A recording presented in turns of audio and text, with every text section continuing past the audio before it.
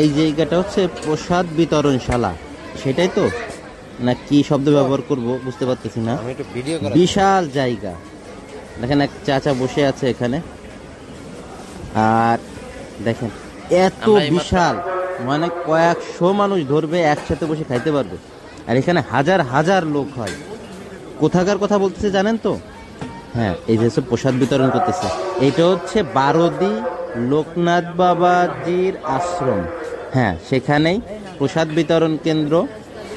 এখানে আমরা সকালের দিকে আসছি, যার জন্য লোক কম আসছে আর কি। আর আমরা অফ টাইমে চলে আসছি, মানে হচ্ছে মূলত প্রত্যেক বছরে বাবাজির তিরোধান দিবস, মানে লোকনাথ বাবাজির তিরোধান দিবস বা মৃত্যু দিবসের দিনে, যেটা কিনা 19শে জ্যৈষ্ঠ, প্রত্যেক বছরই মেলা, একেবারে সপ্তাহব্যাপী মেলা হয় এখানে।